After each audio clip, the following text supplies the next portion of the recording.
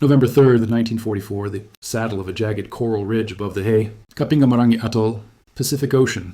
Heat, like a furnace, wind with salt and grit, and the distant rattle of a supply launch chewing through the reef.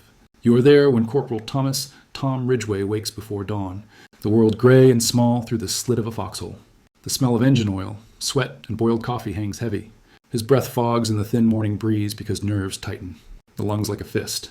Around him, men sleep with their helmets on, rifles propped against sandbags, ponchos groaning with condensation. Somewhere in the scrub, a jungle bird calls. A single bright note that means nothing in a place tuned only to sound for danger. Ridgway is 26, a lean, dark-faced New Englander with a jaw like stubble and eyes that have learned to register the angles of shadow. He has the walking gait of a man who learned to take a mile between breaths. Steady, measured, economical. On his chest, a patch half chewed by sand reads, Ranger Detachment in faded thread. He is a corporal by rank, scout by temperament, and lately by reputation. Though the reputation is small and held close, like a loaded chamber. What they call his mail-order rifle sits wrapped in an oilcloth beside him, an oddity among government-issue Garands and Thompsons. It's a slender, bolt-action Remington Model 1917, 40 pounds of history in oak and steel, its blued finish thumbed to a dull sheen where Ridgway's hand rests. He bought it the year before through a wartime surplus, catalog in a post office in Honolulu, a curiosity, a gamble, an act that earned him ribbing from the sergeant. You better not need a popcorn machine. When that thing jams, the sergeant had laughed. The boys snickered, calling it a mail-order hobby piece, a civvy toy for men who read too many magazines and not enough manuals. But the rifle is personalized. The bolt is lapped until it slides like silk. The sights are reworked with a jeweler's patience. The stock is carved where his fingers curl, shaped to fit the exact contour of his cheek. There is a strip of leather at the butt, a patchwork of repairs and hand-sewn seams. Ridgway trusts it like a living thing. Dawn strips the sky of stars and the ridge reveals itself a knife back, of coral and coconut palms, 100 yards of hard-packed earth punctuated by vents and caves. Japanese foxholes dot the slope, and beyond them, the black line of mangrove drops to a lagoon that mirrors the sky. The Americans hold the ridge in a loose ring. The Japanese hold the low ground and the cunning between trees. Mortars had thudded all night. Men had been taken. Men would be taken more. Tom squints through a thin film of sweat and sets the rifle to his shoulder. The first task of the morning is simple in idea and monstrous in consequence. Locate the shooter who has been picking off. Patrols with a patience and cruelty that looks like mastery. 11 men gone in 4 days. 11 fathers, brothers, cousins, friends. The squad leaders mutter curses and launch counter patrols that return with blank faces and rumors. Ridgway listens instead of speaking. He has an eye for the way foliage breathes, the way a branch trembles when a man moves, the pale crescent of a camouflaged lens reflecting light like a moth. He moves like a shadow because that is what scouts become. He crawls away from the foxhole with the patience of a surgeon, face to the earth, boots quieted with strips of torn canvas. He carries only essentials, his mail-order rifle, 3 spare .30-06 rounds wrapped in waxed paper, a small entrenching tool, a cheap compass bent at one corner, and a battered pair of binoculars whose glass is scratched in 1,000 storms. On his back, a canteen and a single tin of condensed milk the men call chocolate. The rest is discipline. The morning presses on, the heat grows like an accusation, sweat stings the eyes, and Ridgway begins to see the lines the sergeant cannot. He finds a shallow crevice fringed with pandanus, a gap that frames the lagoon in a ragged trail the enemy uses to wheel loops into the punch of the ridge. He hears a bird scold and a rat skitter. He smells smoke that is not from their campfires, the bitter tang of something burning that the Japanese use to sterilize, a wound or to signal. At 800 yards, he spots the first trace. A smear of pale canvas draped over a root, darker from rain, with the hard angle of a sniper's blind. He does not cry contact. He does not radio. He kneels, loads the Remington with the ritual of someone feeding a companion, slides the safety off with a fingertip that knows the exact grain of metal, and exhales. The world contracts into a thin wafer of sight, magnified glass and patience. The wind is a slow metronome across the lagoon. The palm fronds click rhythmically. Ridgway times the inhalation between the gusts, feels his pulse move like a trapped animal. He ranges the target with a little bead of the rear sight, feeling the rifle sit like a finished thought against his cheek. The shot is a dry report that folds the air, and the blind slumps. By mid-morning, the ridge's nurses are already making lists for the inevitable. By late morning, the men will be whispering a different sort of respect. For now, one down, one less voice calling their names in the night. It is not luck. It is method. The mail-order rifle's bolt slides like a promise. The rounds fly with the dull authority of metal. And Ridgway, who once worked in a town armory fixing clocks and guns, knows the temper of a barrel like a mechanic knows the temper of a stubborn engine. The men who mocked him will not have to watch to be convinced. The ridge will tell them in the long, slow way that only a place soaked in blood can, in the steady tally that will cling to a corporal's shoulders like moss. November 3rd bleeds into afternoon, and the ridge changes character. The air thickens, insects rise in shimmering clouds, and the jungle begins to hum in that unsettling way it does before violence. Corporal Ridgway wipes a line of sweat from his temple, smearing dust into mud across his cheek. The Remington rests against his shoulder like a wooden extension of his bones. Word of his morning kill hasn't traveled far. Just a few hushed comments traded between men lighting cigarettes in shallow cover, their voices tight with exhaustion. But the Japanese sniper cell isn't idle. They never are.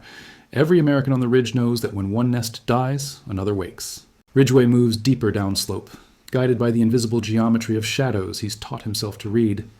He keeps to the roots, the twisted buttresses of mangrove trees that rise like wooden ribs from the mud. The sun becomes a ceiling of fractured gold above him. Here, under the green dark canopy, everything feels close. Too close. The air swallows sound. Leaves brush his shoulders like fingers. A single rifle crack pierces the quiet. He freezes. The sound comes from the east side of the ridge. A shot, placed deliberately, professionally. The kind that announces a hunter, not a startled defender. A second crack follows, barely 5 seconds later. Ridgway drops to a knee behind a tangle of fallen branches.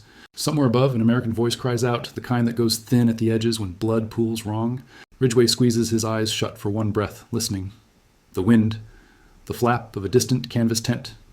A metallic clatter. Helmet rolling down a slope. Then, the faint scrape of something settling into position. It's almost imperceptible, but Ridgway hears it. He crawls along the tangle of mangroves, slow enough that his uniform gathers splinters. The smell of stagnant water fills his nose. His hand closes around the rifle's forend, thumb brushing the worn leather strip he'd sewn on months before. A gift to himself, a reminder of purpose. Through a narrow V in the roots, he spots it. Movement. Not the clumsy sway of a branch, but the careful, almost reverent repositioning of a weapon. Ridgway focuses. The camouflage is good. Too good. Palm fronds bent over bamboo, mud smeared into a lattice. The barrel almost invisible. But the shooter makes one mistake. He breathes. A faint puff of moisture, a tiny distortion in the air gives him away. Ridgway shifts prone, presses his cheek to the stock, and sights in. The rifle feels alive beneath him. Breath out. Count the heartbeat. Ignore the trickle of ants exploring his boot. The trigger gives, under pressure. The shot slaps the stillness apart. The Japanese marksman jerks sideways in his blind, a brief spasm of motion before disappearing into the brush. Ridgway doesn't wait to confirm. He works the bolt. Chamber, breathe, stillness. Something else moves. A second sniper, positioned upslope, reveals himself with a muzzle flash as quick as a camera blink. Bark explodes inches from Ridgway's head, spraying his hair with wooden dust. He flattens, chin to dirt, breath knocked from his chest. You feel the sudden cold of fear in his spine, the kind that sharpens instincts rather than panics them. He rolls behind a tree root as another shot cracks, splitting open the bark where his torso had been. The Japanese are talking to each other, not loudly, but with the brief clipped syllables of soldiers triangulating a target. Ridgway chambers another round. He shifts again, belly crawling through mud, pushing his body into a wedge between roots. His world narrows to a wedge of light and the soft, rhythmic glide of the bolt. He waits, listens, counts. When the enemy fires again, Ridgway sees it, the faint tremble of a frond, the slightest angle wrong in the camouflage. He doesn't get a perfect shot. He gets half a silhouette and a guess at the distance, but it's enough. He fires. A cry erupts from the nest. Leaves shudder, then stillness. Ridgway lowers his head to the damp soil and breathes, the adrenaline fading enough for the pain in his ribs and elbows to register. Two more. The ridge is quieter now, but not safe. Never safe. He checks the chamber, sliding the bolt back with a softness that only someone who has spent a lifetime with tools can manage. 3 rounds left in the pouch. Enough, if he's careful. The hunt isn't over. It has only changed shape. The jungle holds steady for nearly an hour after Ridgway's last shot, as if the island itself is weighing the loss of 3 more of its hidden predators. The moon rises a little higher, dim silver brushing the tops of the mangroves. Far below, the lagoon gleams like dull iron. Every sound becomes magnified. The hiss of wind, the roll of sand, the click of beetles. Ridgway moves downslope, ghost-like, following the natural contours of the ridge. His boots find silent landing spots through instinct alone. He keeps the rifle cradled in the crook of his arm, finger off the trigger, but ready. His ears search for the telltale scrape of movement that distinguishes a man from an animal. He stops suddenly, kneeling behind a basalt boulder. The ground beneath him slopes into a gully, a narrow wash between 2 rises of coral rock. It's a natural funnel, the kind of terrain snipers use when they want to force an opponent into a predictable path. Ridgway feels the hairs rise along the back of his neck. A trap. He slides onto his stomach, easing forward until the barrel of the Remington protrudes past the rock by only an inch. The gully below is swallowed in shadow, but his eyes adjust slowly. He sees nothing at first, only tangled vines, a fallen coconut, the jagged silhouette of stones. Then a glint, barely a needle's worth of light. A reflection, maybe off glass or metal. Ridgway stills his breathing. The enemy is moving differently now. No longer the patient single hunters, but a coordinated pair. He senses it before he identifies it. The Japanese are repositioning, trying to herd him, drawing him into the throat of the gully. He studies the angles. The left side is too steep, too exposed. The right side is choked with ferns that might block his crawl. Directly down the middle? Death. Ridgway makes a choice. He begins a slow, backward slide into the undergrowth, using only his elbows, leaving no silhouette for the enemy to track. The jungle presses tight around him. Thorns catch his sleeves. Mosquitoes dive at his skin. The night air tastes metallic. He arcs around the gully, taking a long lateral path that forces him to climb up a ridge spur. The ascent is rough. Roots dig into his palms, rocks scrape his knees, but the elevation gives him an angle the Japanese won't expect. When he reaches the top of the spur, he lies flat and peers down, and sees them. 2 Japanese snipers nestled in a pocket of brush, rifles positioned in perfect crossfire over the gully floor. One watches the left bank, the other watches the right. Their silhouettes are just visible, the smooth curve of helmets, the long lines of Type 97 barrels, the faint shift of shoulders. They're waiting for him. Ridgway steadies the Remington against a root. The angle is steep, the shot longer than he likes in low light, but he takes his time. He feels sweat slide down his jaw, dripping into the soil. The smell of damp earth fills his lungs. He sights on the left sniper first, the one slightly off guard, turned just a bit too far toward the gully. He exhales. Fires. The shot is muffled by the foliage, but the effect is immediate. The sniper jerks backward, his rifle clattering against a stone. The second Japanese soldier snaps his head toward the noise. Ridgway already has the bolt halfway worked. The second sniper moves, fast, diving sideways, rolling behind a clump of ferns.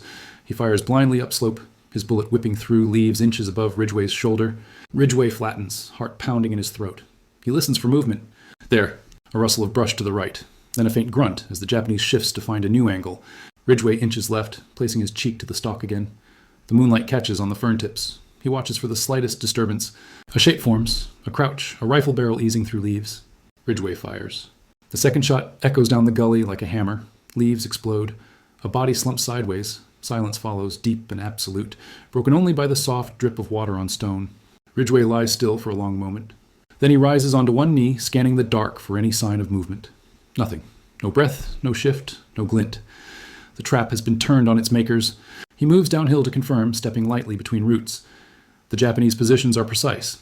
Blankets folded into firing platforms, spent casings tucked neatly into holes in the earth. Professional marksmen, both of them.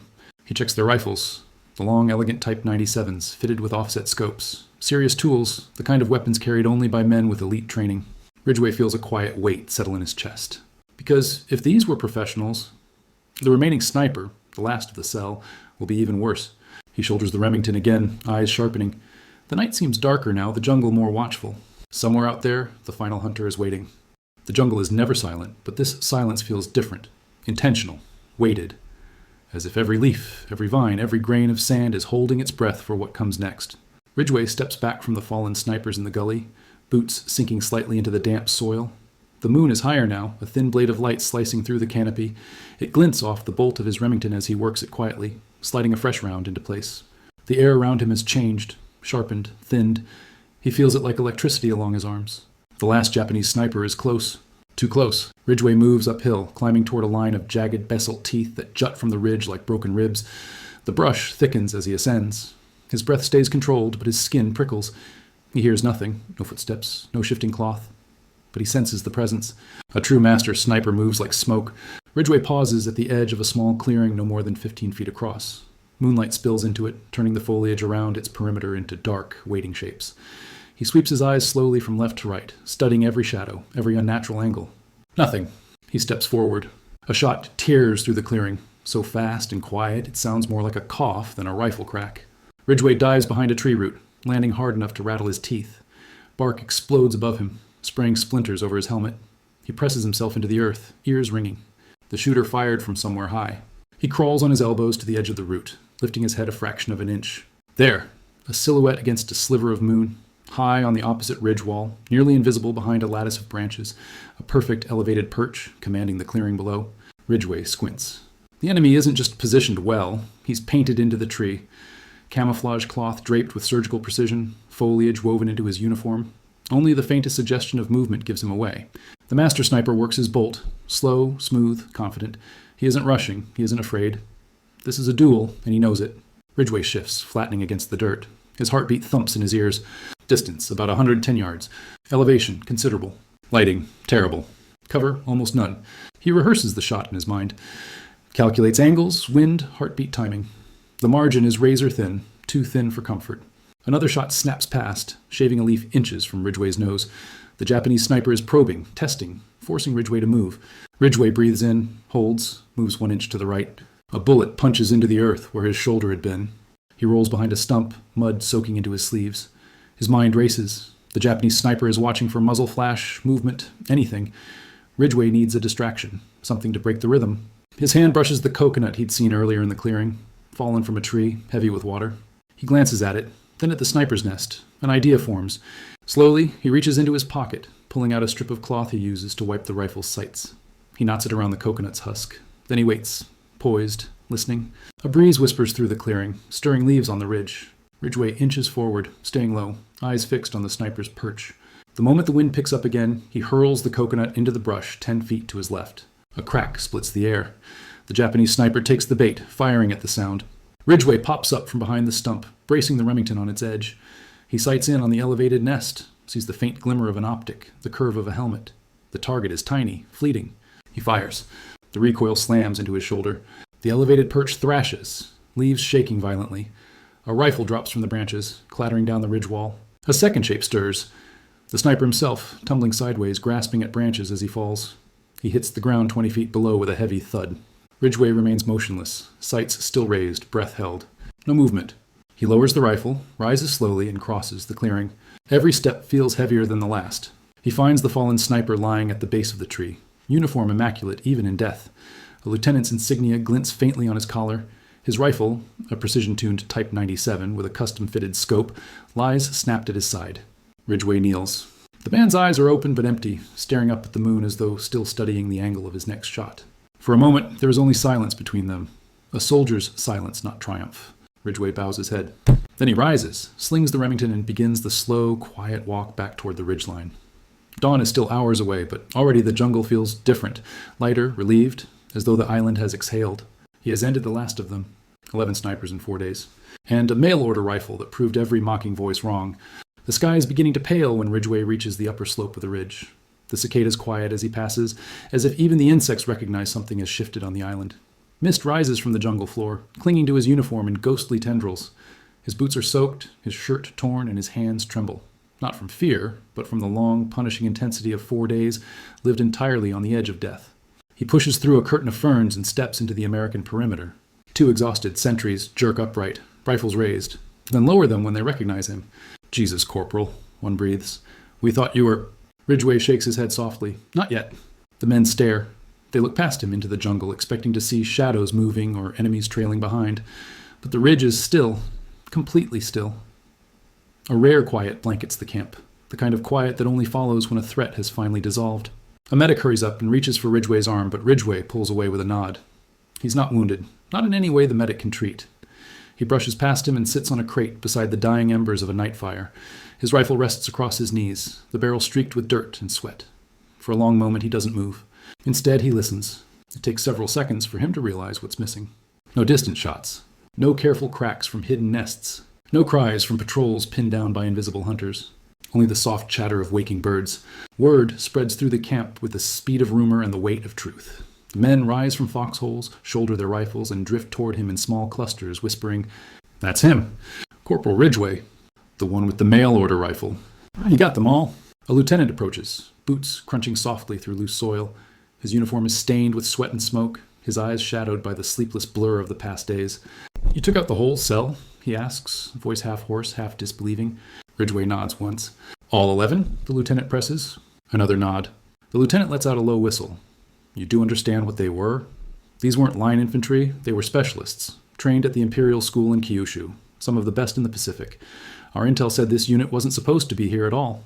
Ridgway just stares at his rifle. "They were good," he says quietly. "Very good." "Not good enough," someone mutters behind him. Ridgway lifts his head. They were soldiers, same as us. The circle around him falls silent. Men who once mocked his rifle now look at it with something like reverence. They see the worn stock, the hand-shaped cheek weld, the careful adjustments in the sights. A weapon not issued, but chosen. Not standard, but personal. The kind of tool only a craftsman and a marksman could truly use. Sergeant Villers approaches, the man who once joked loudest about Ridgway's mail-order hobby piece. His face is pale beneath the morning light. "Well," Villers says, scratching his jaw awkwardly. "You proved me wrong, Tom." Ridgway offers a tired half-smile. "I wasn't trying to." "Maybe not," Villers replies, "but hell if you didn't." As dawn breaks fully over the ridge, the first supply barge noses into the lagoon below. Its engine stutters against the morning wind. The ridge, once a killing ground, feels almost peaceful. Ridgway stands slowly, stretching his aching legs. He walks toward the ridge's edge and looks out over the shattered trees, the winding trails, the mist that hides the bodies of the men he killed because they would have killed his first. He doesn't feel triumph, or pride, or vindication for the jokes about his rifle. What he feels is weight, the weight of 4 days spent hunting men who hunted back. The weight of knowing that skill, his skill, determined who walked out alive. The weight of understanding that respect between snipers is earned only in the most brutal ways. Behind him, Villers clears his throat. "You going to keep that rifle after the war?" Ridgway doesn't answer right away. He runs his fingers along the stock, tracing the small carvings, the worn grooves, the places where the finish has thinned under years of careful handling. The rifle has been his companion, his craft, his last line of defense. "It's not the rifle," Ridgway finally says. "It's how you use it." Villers nods, slowly. "Yeah, but still, that thing's a legend now." Ridgway starts to walk back toward camp as the sun warms the ridge. His steps are slow, steady. Every man who sees him steps aside, giving him room, not out of fear, but respect. Deep respect. Because legends aren't born from medals or speeches. They're born from 4 days on a ridge, in heat and darkness, crawling through mud and roots, facing 11 hidden killers with nothing more than skill, nerve, and a mail-order rifle that never failed him. As Ridgway disappears into the waking camp, the ridge remains quiet behind him. The hunt is over,